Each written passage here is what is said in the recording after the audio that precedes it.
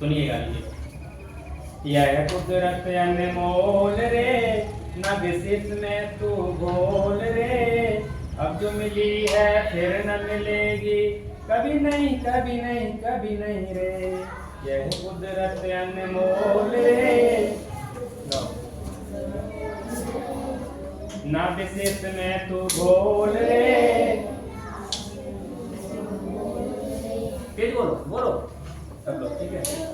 अब जो मिली है फिर न मिलेगी, कभी नहीं कभी नहीं कभी नहीं रे, बंद आँख तू खोल रे, हैया सीन मत डोल रे, आई प्रलय तो कोई न बचेगा, कोई नहीं कोई नहीं कोई नहीं रे, वृक्ष लगाओ बिजली बचाओ, कुदरत को न उजाड़ रे, धरती को बचा लो दूजा घर न मिलेगा, कहीं नहीं कहीं नहीं कहीं नहीं रे। हवा पानी और पहाड़ रे, इनको तू न उजाड़ रे, कुदरत बिगड़ी तो कोई न बचेगा, कोई नहीं कोई नहीं कोई नहीं रे। आप लोगों ने एक चीज महसूस की होगी, पिछले साल जो गर्मी थी उससे ज़्यादा गर्मी इस साल थी, ठीक है। हर साल गर्मी बढ़ती जा रही है और अगली साल गर्मी और ज़्यादा होगी। पहले जब मैं आपके जैसा था, छोटा था, उस समय मौसम जो गर्मी का रहता था, गर्मी का सीज़न ऐसा रहता था, हम लोगों को ज़्यादा गर्मी लगती नहीं थी क्योंकि ज़्यादा थी नहीं।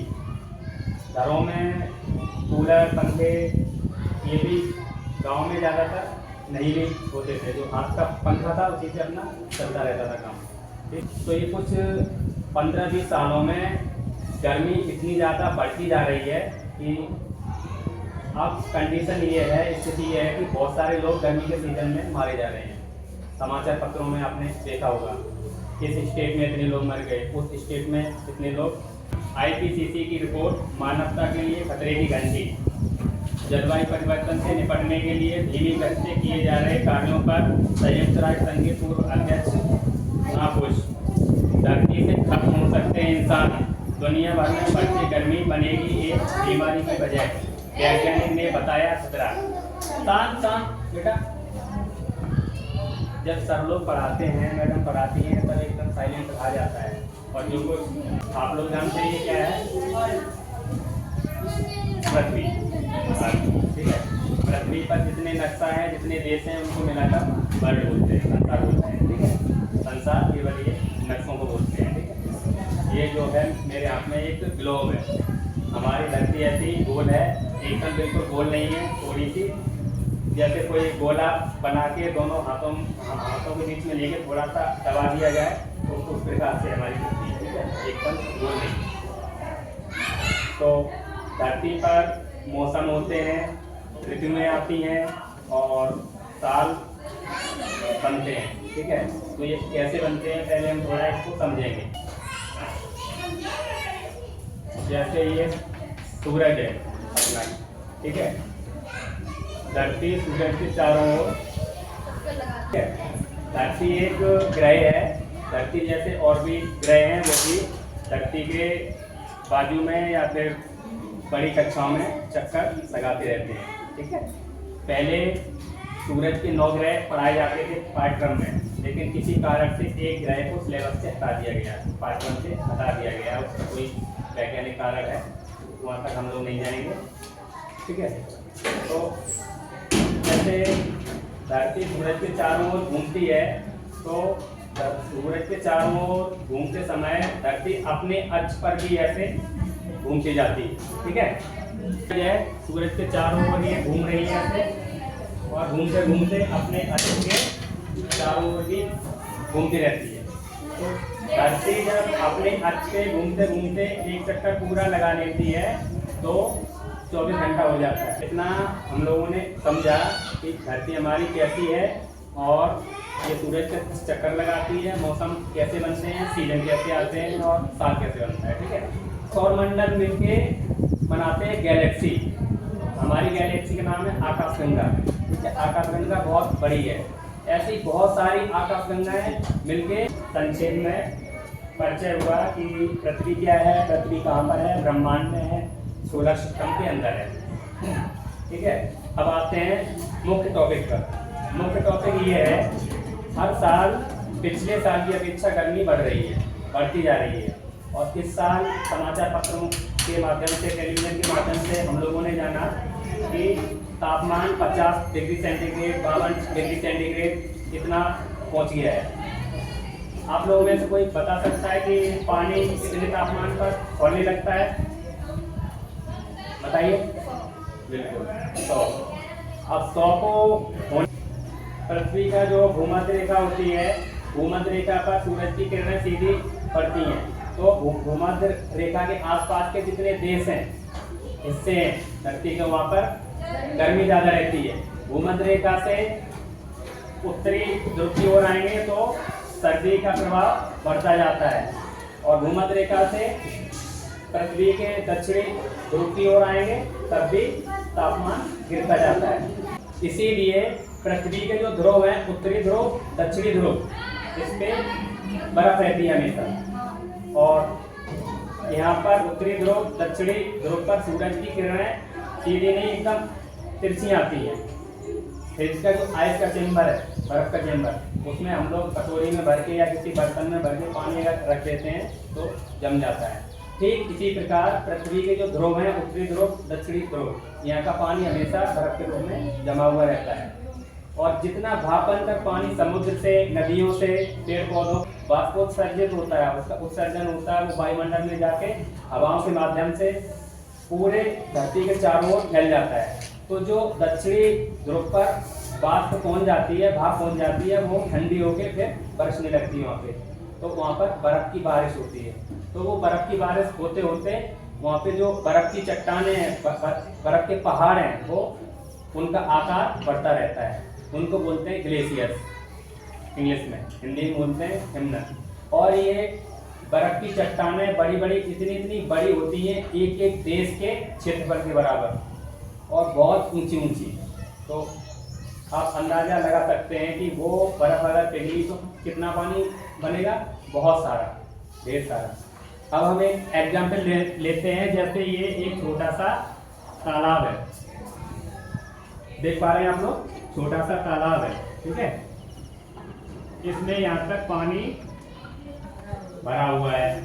ठीक है, और इस तालाब में छोटे छोटे टापू हैं ऐसे।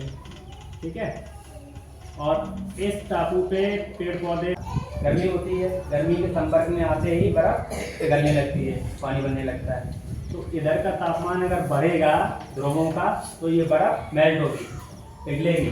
ठीक है, पिघलने से क्या होगा, धीरे धीरे इसका पानी इसी में बढ़ता जाएगा। जिस तेजी से अपना ये धरती का तापमान बढ़ रहा है, अगर इतनी तेजी से तापमान अगर बढ़ता रहा तो हम लोगों का जो भविष्य है बहुत खतरे में है। ठीक है, बहुत सारे देश डूबेंगे। ठीक है, बहुत सारे देश डूबेंगे, और जो डूबेंगे नहीं, उनका आगे भविष्य क्या है, जब ये पानी का लेवल समुद्र का बढ़ जाएगा तो समुद्र का जो तल है, तल की जमीन पे प्रेशर पड़ेगा, दबाव बहुत फोर्स पड़ेगा, और धरती में बहुत सारे ज्वालामुखी जो इनएक्टिव कंडीशन में अभी, इसको बोलते हैं प्रलय, धरती पर प्रलय का आना। ठीक है, तो हम लोगों को क्या है, इसको रोकना है। हम लोग रोकेंगे कैसे? कम से कम पॉलीथीन का हम लोग यूज करेंगे। हम लोग सड़क पे चलते हैं, रास्ते में जाते हैं, आते जाते घर के आसपास देखा जाए तो जिधर भी हम लोग नज़र घुमा के देखेंगे, चारों ओर पन्नी पड़ी है, पॉलीथीन पड़ी हुई है। ठीक है, तो ये पॉलीथीन जब आंधी आती है, हवा चलती है तो उसके माध्यम से नालियों में जाती है, नालियों के माध्यम से नदियों में पहुंच जाती है, नदियों से समुद्र में पहुंच जाती है। समुद्र में वर्तमान समय में इतनी पन्नी पहुंच गई है समुद्र के अंदर कि समुद्र के अंदर क्या है, चॉकलेट, बिस्कुट और ये जो तमाम ढेर सारी दुकान पे माला जैसी टंगी हुई रहती हैं, उन चीज़ों से हम लोगों को दूर रहना है। नमकीन, ठीक है। ये खाने में टेस्टी होते हैं, इसमें स्वाद बढ़ाने वाले केमिकल्स मिलाए जाते हैं, ठीक है।